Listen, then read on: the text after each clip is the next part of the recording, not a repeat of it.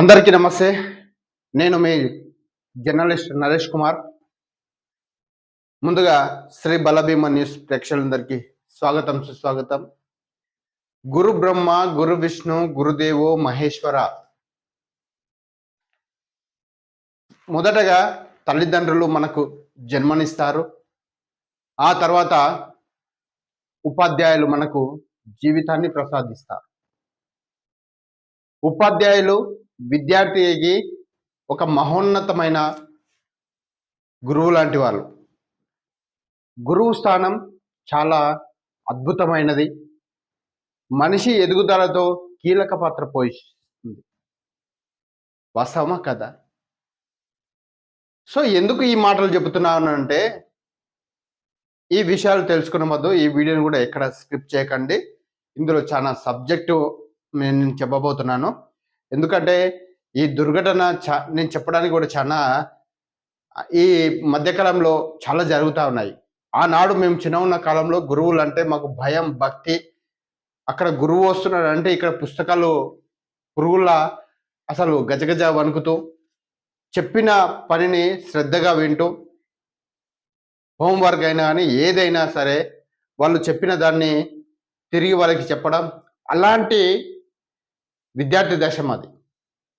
So ఈ ప్రస్తుత కాలంలో చాలా మార్పులు వచ్చేసాయి. సమాజం ఎటు వెళ్ళిపోతుందో కూడా ఎవరు ఊహించని స్థితిలో మనం నిమగ్నమైపోతా ఉన్నాం. గురువు లేదు, భక్తి లేదు, తల్లిదండ్రులకు భయపడాల్సిన అవసరం లేదు. వాస్తవ కదని మీరే చెప్పండి. నేను ఎందుకు ఈ మాటలు చెప్తున్నానంటే, సో నేను పూర్తిగా దానికి క్లియర్గా నేను చెప్తాను. చేసే ముందు ఈ వీడియో చూస్తున్న అందరూ కూడా మా ఛానల్ తప్పకుండా సబ్స్క్రైబ్ అయితే చేయండి. అదేవిధంగా ఒక లైక్ వేయండి. ఫస్ట్ ఒక లైక్ వేస్తే ఈ వీడియో 10 మందికి చేరుతా ఉంది, అందరికీ పోతుంది. సో దీనిపైన కూడా మీకు ఏమైనా కామెంట్లు ఉంటే, నేను చెప్పేది అబద్ధమైతే లేదంటే వాస్తవం అని మీరు అయితే, వాస్తవంగా మీరు చెబుతున్నారు అని మీ అభిప్రాయం ఉంటే కింద కామెంట్ రూపంలో కూడా మీ సందేశాలను తెలియజేయండి. అయితే ఒక ఉపాధ్యాయుడు పాఠాలు బోధిస్తూ విద్యార్థి ఎదుగుదలను ఎవరు ఊహించలేదు. అలాంటి విద్యార్థి పైన ఆ ఉపాధ్యాయుడు కన్ను పడింది.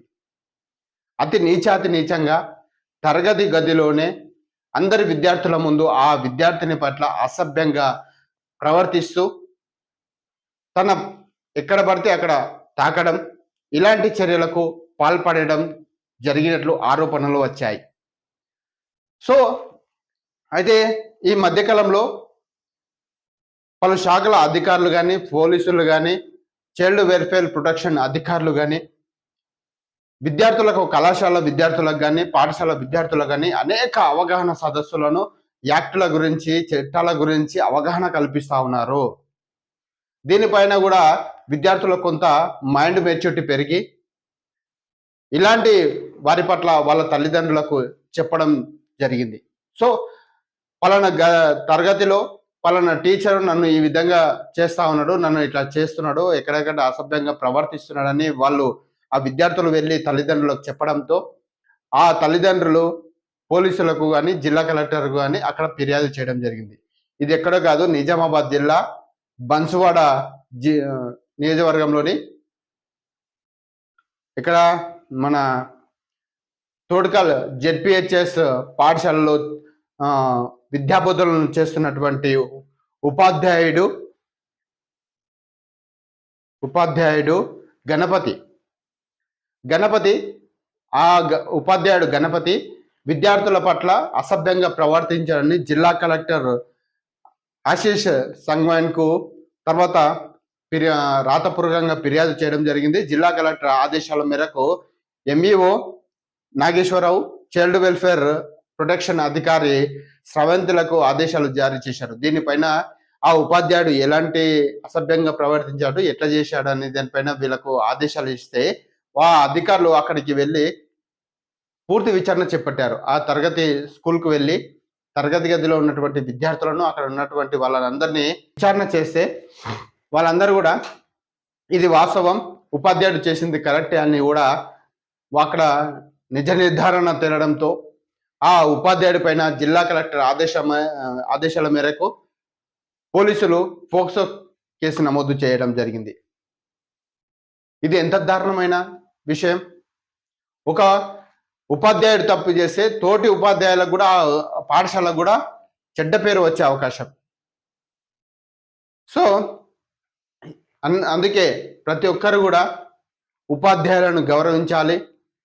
ఉపాధ్యాయ వృత్తిలో ఉన్న వాళ్ళను కూడా విద్యార్థులను క్రమశిక్షణతో వాళ్ళని ఒక కన్న బిడ్డలా చూసుకుంటూ వాళ్ళని చాలా జాగ్రత్తగా చూసుకోవాల్సిన అవసరం కూడా ఉపాధ్యాయులకు ఎంత ఉంది.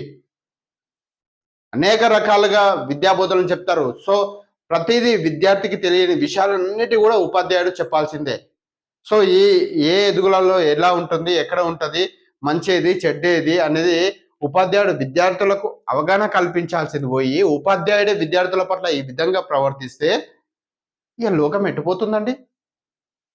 సో దీనిపైన కూడా మీకు ఏమైనా సందేశాలు ఉంటే కూడా కామెంట్ రూపంలో తెలియజేయండి. ఈ వీడియోని అయితే తప్పకుండా సబ్స్క్రైబ్ చేయండి అని కూడా మనస్ఫూర్తిగా కోరుకుంటూ ధన్యవాదాలు.